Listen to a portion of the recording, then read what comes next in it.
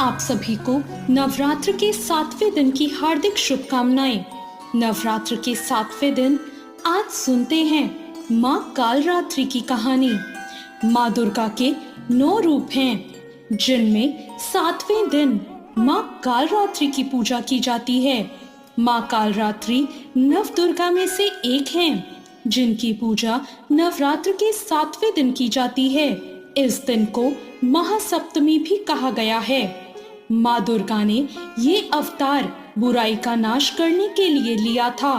उन्होंने इस अवतार को धारण करके शुंभ निशुंभ और रक्तबीज जैसे दानवों का वध किया था। आइए सुनते हैं माँ दुर्गा के कालरात्रि स्वरूप की कथा। माँ दुर्गा के इस रूप को सबसे शक्तिशाली माना गया है। इनके शरीर का रंग घने अंधेरे की तरह काला है और माता के अत्यंत लंबे केश खुले और बिखरे हुए हैं। माँ कालरात्रि के गले में विद्युत की तरह चमकने वाली माला सुशोभित है। 4 भुजाओं वाली कालरात्रि देवी गधे पर मंडित रहती हैं। इनके बाएं हाथ में लोहे का कांटेदार अस्त्र अलंकृत है और दूसरे हाथ में एक कतार है। माँ कालरात्रि का दायां हाथ हमेशा ऊपर की तरफ उठा रहता है, जो लोगों को सदैव अपने आशीर्वाद से सुसज्जित रखता है।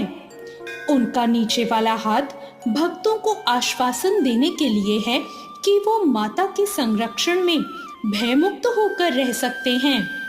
माता को गुड़ का भोग बहुत प्रिय है और उन्हें लाल रंग के वस्त्र और रात रानी के फूल भी बहुत प्रिय हैं। एक बार दैत्य शुंभ निशुंभ और रक्तबीज ने अपना आतंक तीनों लोकों में फैलाना शुरू कर दिया था। उस वक्त देवगण भगवान शिव के पास गए। जब भगवान शिव ने सभी देवताओं को चिंतित देखा तो उनसे उनकी चिंता का कारण पूछा। तब देवताओं ने भगवान शिव से कहा, हे भोलेनाथ, शुंभ निशुंभ और रक्तबीज नाम के दानवों ने अपने उत्पात से हम सभी को परेशान कर रखा है। कृपया हमारी मदद करें।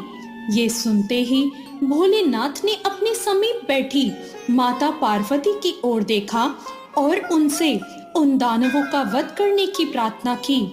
भगवान शंकर की बात सुनकर देवी पार्वती ने उनके सामने नतमस्तक होकर उनका आशीर्वाद लिया और वहां से जाने की आज्ञा मांगी और दानवों का वध करने को निकल पड़ी। माता पार्वती ने दानवों का वध करने के लिए माँ दुर्गा का रूप धारण किया। इस रूप से वो सिंह पर सवारी करती हुई अति मनमोहक और शक्तिशाली लग रही थी। माता को देखकर सभी राक्षस अचंभित हो गए। उन तीनों ने माता के साथ एक घमासान युद्ध किया। दैत्यों ने अपना पूरा बल लगा दिया, लेकिन माता के सामने टिक नहीं पाए। आदिशक्ति ने शुंभ और निशुंभ का वध कर दिया। इसके बाद माँ ने रक्तबीज के साथ युद्ध करना शुरू किया। रक्तबीज कोई मामूली दानव नहीं था। उसने कठोर तपस्या करके ब्रह्मा जी से अमर होने का वरदान हासिल कर रखा था। ब्रह्मा जी ने उसे ये वरदान दिया था कि जब भी कोई उसे मारने का प्रयत्न करेगा, तब उसके शरीर से निकली एक भी खून की बूंद जैसे ही धरती को स्पर्श करेगी, वैसे ही अनेक रक्त बीजों का जन्म हो जाएगा। इसी वरदान के अनुसार जैसे ही माता ने उस पर प्रहार किया, उसकी खून की बूंदें धरती पर गिरी और बहुत से रक्त बीज प्रकट हो गए। उसी क्षण माता ने कालरात्रि का रूप धारण किया। माँ दुर्गा के शरीर से एक ऊर्जा का संचार हुआ और माँ कालरात्रि का निर्माण हुआ। भले ही वो दानव बहुत शक्तिशाली था, लेकिन माता से जीत पाने का सामर्थ्य उसके अंदर नहीं था। माँ कालरात्रि ने रक्तबीज को अपनी कटार से मार गिराया और जैसे ही उसके शरीर से खून बहने लगा, उन्होंने उसके रक्त को अपने मुंह में भर लिया। माँ कालरात्रि की पूजा सप्तमी के दिन करने का एक बहुत बड़ा कारण है। कहा जाता है कि 6 दिन देवी की पूजा करने के बाद 7वें दिन हमारा मन सहस्त्र चक्र में स्थित होता है। इस चक्र में हमारा मन सबसे साफ और शुद्धि में स्थित होता है। इस वक्त कालरात्रि की पूजा करने से हमें ब्रह्मांड की सभी सिद्धियां प्राप्त होती हैं और सारी असुरी शक्तियां हमसे दूर भाग जाती हैं। माँ कालरात्रि की आराधना करने का मंत्र है ओम देवी कालरात्रे नमः। इसके जाप से आपकी सारी मनोकामनाएं अवश्य ही पूर्ण होंगी।